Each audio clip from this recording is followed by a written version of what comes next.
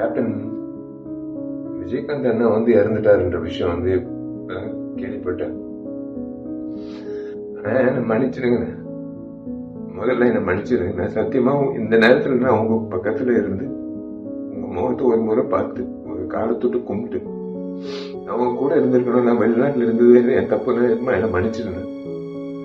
ஏன்னா நான் வந்து நல்லது செய்யறது வந்து சாதாரண விஷயம் இல்லை.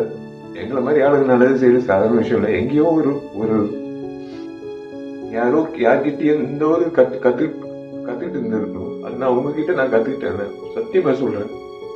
ஏன்னா உங்க அலுவலகத்துல வந்து கிட்டத்தட்ட 20 வருஷம் முன்னாடி நான் கேள்விப்பட்டிருக்கேன்.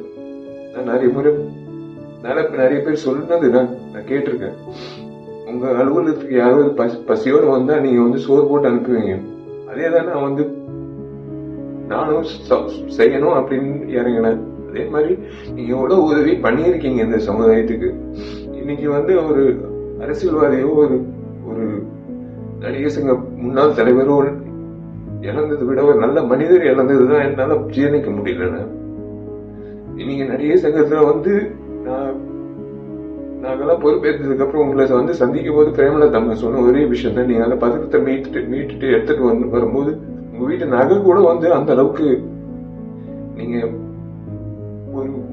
ஒரு விஷயமாவே எடுத்துக்கல. நீங்க அந்த பத்திரத்தை அப்படியே பொக்கிஷமா நீங்க வந்து உங்க லாக்கர்ல வச்சீங்கன்னு அம்மா அந்த அம்மா சொல்லும் போது நீங்க செஞ்ச உதவிகள், நீங்க செஞ்ச விஷயங்கள், இந்த நடிகர் சங்கத்துக்கு நீங்க நடத்துற அந்த நிர்வாகம், அரசியல்வாதியா நீங்க அவ்வளவு துணிவா நீங்க பேசின பேச்சு, உங்க செயல்பாடு, ஒரு நடிகனா நீங்க இவ்வளவு பேர் வாங்கியிருக்கீங்க.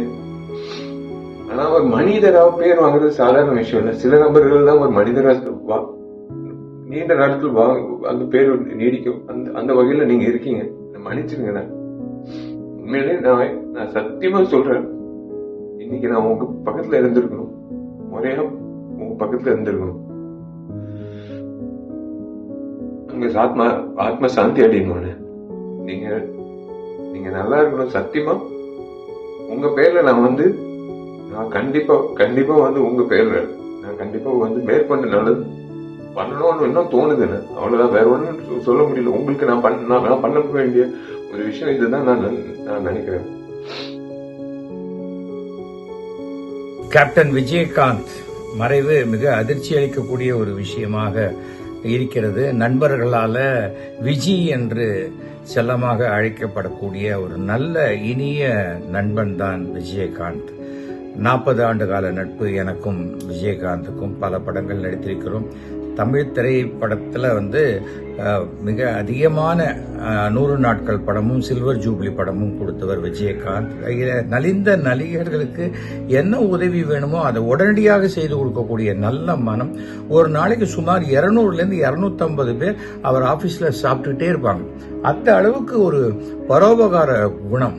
நடிகர் சங்க தலைவராக விஜயகாந்த் இருந்த போதுதான் நடிகர் சங்கத்தினுடைய கடன்கள் அடைக்கப்பட்டு எந்த கடனும் இல்லாமல் நடிகர் சங்கம் ஒரு கம்பீரமாக இருந்ததுன்னா அது விஜயகாந்த் காலம்தான் பொற்காலமாக இருக்கும். கேப்டன் விஜயகாந்த் என்றால் அந்த கேப்டன்ஷிப்புக்கு உண்டான அனைத்து தகுதிகளும் நிரம்ப பெற்றவர், மிக நேர்மையானவர். அதனால்தான் அரசியல் அவருக்கு சரியா ஒத்து வரல. நான் நினைத்ததை சொல்லக்கூடிய ஒரு மனோபாவம் அவருக்கு. நிறைய டைரக்டர் தயாரிப்பாளர்களை உருவாக்கி அவர்களுக்கு பெரிய வாழ்க்கை கொடுத்தவர் விஜயகாந்த். அவருடைய ஆத்மா சாந்தி அடைய வேண்டும் என்று பிரார்த்திக்கிறேன். அந்த குடும்பத்தாருக்கு என்னுடைய அனுதாபங்களை தெரிவித்துக் கொள்கிறேன். விஜயகாந்த் வந்து கடவுள் நம்பிக்கை மிக்கவர், தான தர்மம் எல்லாம் செஞ்சவர். அவருக்கு கண்டிப்பாக சொர்க்கத்தில் ஒரு இடம் உண்டு. அவர் ஆத்மா சாந்தி அடைய